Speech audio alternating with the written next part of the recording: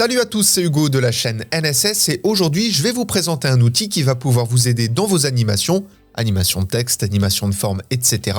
Et je suis sûr que vous ne le connaissez pas, tout du moins que vous ne connaissez pas ses fonctionnalités. Bon, pour ce faire, on va commencer par venir générer un texte, tout ce qu'il y a de plus banal, et toujours en gardant le texte sélectionné, on va venir utiliser l'outil rectangle pour venir faire une forme particulière dans notre image, peu importe la taille. À partir de là, dans le panneau objet graphique essentiel, alors je rappelle, si vous ne l'avez pas, vous allez dans fenêtre en haut de votre écran et vous avez les objets graphiques essentiels juste ici. Dans ce panneau, donc, vous allez pouvoir modifier les deux éléments, qui, comme vous le voyez, sont sur un seul calque, le calque de texte. Et donc, premièrement, je vais pouvoir venir aligner ma forme au centre et je vais pouvoir faire également la même chose pour mon texte. Alors là, c'est pas tant le texte qui a été recadré que la zone de texte. Pour recadrer le texte au centre de la zone de texte, vous avez dans les options de texte de base, aligné au centre, horizontalement et verticalement. Bon, jusque-là, vous allez me dire, il n'y a rien de nouveau, il n'y a rien d'exceptionnel, on est d'accord. La première chose sur laquelle j'aimerais attirer votre attention, c'est sur les options de forme. Comme vous le voyez, vous allez pouvoir modifier la forme à votre guise. C'est pour ça que juste avant, je vous ai dit on fait la forme au pif, c'est pas important. Ce qui est intéressant, c'est qu'on va pouvoir recadrer la hauteur et la largeur en fonction de notre texte pour avoir quelque chose de plus sympa, à peu près comme ça, et vous allez pouvoir également modifier l'arrondi des coins de votre forme. Bien évidemment, vous rentrez les paramètres que vous souhaitez, ça c'est juste pour l'exemple. Et surtout, la fonctionnalité que je trouve la plus intéressante, c'est que quand on sélectionne le texte de base, on peut venir le bouger, le rectangle derrière, lui, va rester à sa place, parce qu'on bouge uniquement le texte. Ce qui va être intéressant, c'est que quand vous allez dans votre forme, on a la possibilité d'accrocher un élément à un autre. Donc en l'occurrence, on va accrocher la forme numéro 1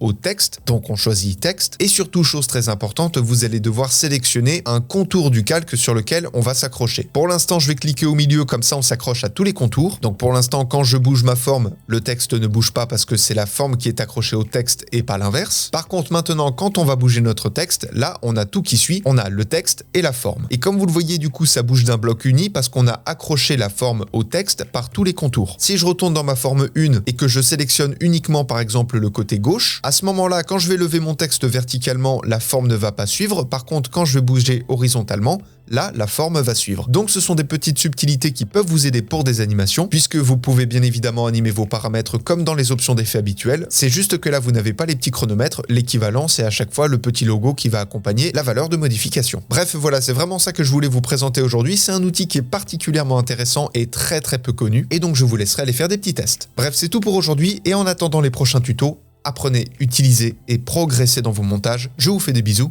et à plus.